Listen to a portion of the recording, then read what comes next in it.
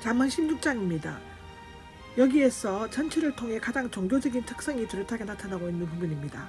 각 구절마다 여호와 이름이 나오고 있으며 인간의 사업과 하나님의 의지가 강조되고 있을 뿐만 아니라 의인과 악인의 모든 삶을 섭리하시고 인도하시는 하나님의 절대 주권과 그것에 대한 인간들의 다양한 반응이 묘사되고 있습니다. 앞에 15장이 하나님의 진지하심을 강조했다면 본장은 하나님의 주권에 초점을 맞추며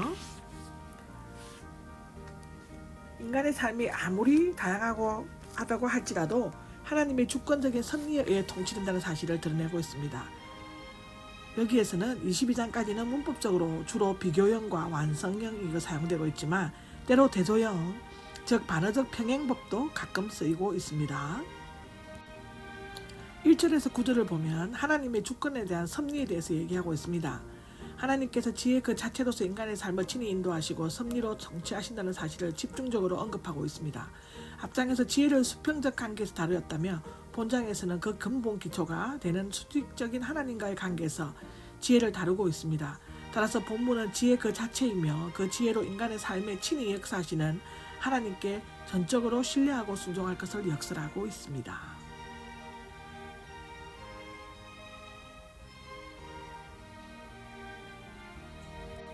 하나님의 섭리와 예정인데요. 본서 기자는 인간의 모든 결정이 하나님의 주권 속에서 이루어지며 또 하나님께서는 우리의 행위와 외적인 삶뿐만 아니라 동기와 의도, 성향까지도 살펴보신다고 언급하고 있습니다. 우리의 인간들이 생각하는 것은 현명하고 계획하는 것이 완전하다고 할지라도 그것은 천지창조 이전의 공허와 혼돈과 같은 것에 지나지 않는다라고 기록하고 있습니다. 그것을 성취하시는 분은 완전하시고 전능하신 하나님이시다라고 합니다.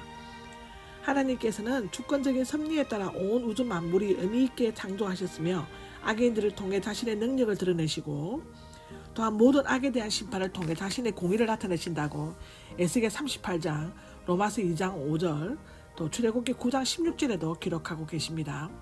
전능하신 하나님께서는 세계와 역사의 진행 과정과 결과를 모두 주권적으로 섭리하시는 분이심을 강조하고 있고요.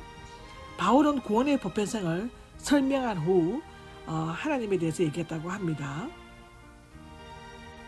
하나님께 대한 신앙적 자세에 대해서 얘기하는데요. 하나님과 인간의 관계는 모든 생활의 근본적 토대이며 신앙과 행위는 불과 분리의 유기적 관계를 맺고 있다고 합니다. 본장에서는 하나님의 절대 주권적인 역사와 함께 하나님께 대한 신앙적 자세에 대해서 언급하고 있습니다. 하나님께 대한 신앙적 자세는 사람의 가치관을 형성하는 유일한 기준이 될 뿐 아니라 인간의 내적인 자세를 보여주는 두 가지 대조 방식인 거만과 여호와를 경외함을 통해 나타나고 있다고 하는데요. 하나님은 거만하여 여호와를 떠나 사는 것을 미워하시며 반드시 그것을 벌하실 것이다 라고 합니다. 또한 회개하지 않는 죄인은 벌을 받지 않을 수 없지만 하나님께서는 성실과 신실함으로 죄의 속죄함을 길을 마련해 놓으셨습니다. 여호와를 믿음으로 죄악에서 속죄함을 받은 사람은 그 후 죄짓기를 계속하지 않게 되며 여호와를 경외함으로써 악에서 떠나게 될 것이라고 기록하고 있습니다. 공의로운 왕의 통치 10절에서 15절까지의 기록입니다.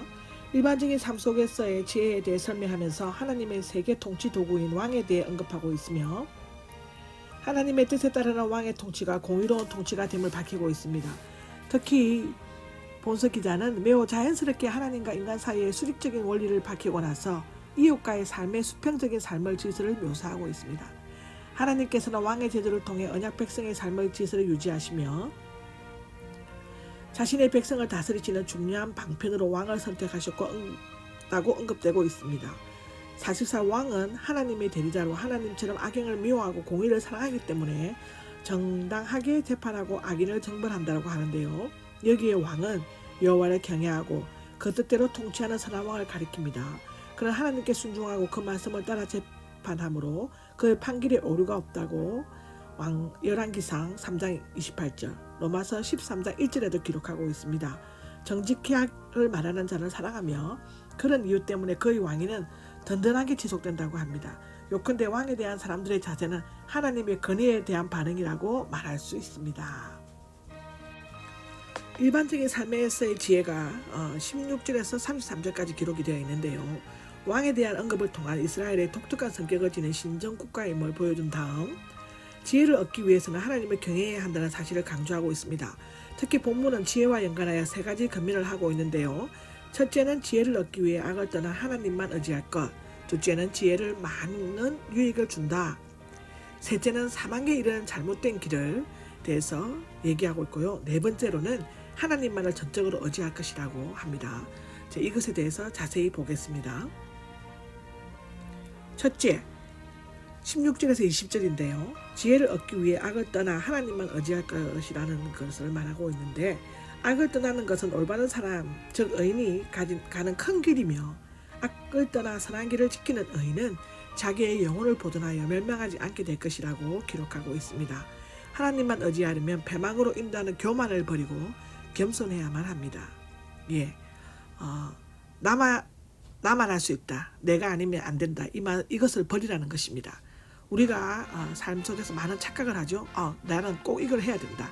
내가 아니면 안 돼. 내가 제일 잘하지 않은 그 교만함을 버려야 하고요.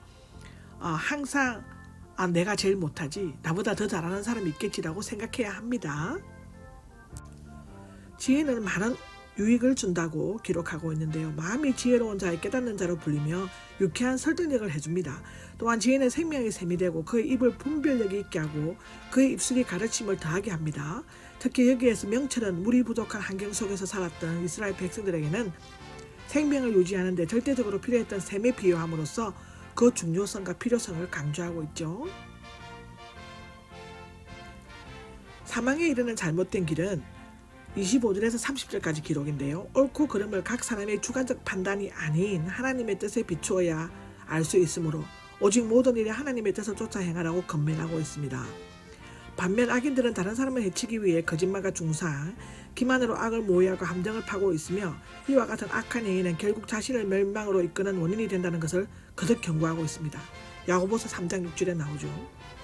이 모든 것은 진리를 애써 거부하고 적극적으로 악을 도모하는 자들의 속성을 보여주는데, 이를 통해 우리는 진리를 바라보고 전가하는 일이 죄악을 방지하는 필수 요건이라는 사실을 발견할 수 있습니다. 끝으로 하나님만을 전적으로 의지해야 할 것이라고 31절에서 33절에 기록하고 있죠. 잠언서 기자는 인간의 감정 영역에 있어서 지혜가 가지는 중요성을 설명하고, 지혜가 어떤 상황 속에서도 일관성 있게 자제심을 발휘할 수 있는 능력을 제공한다고 말하고 있습니다.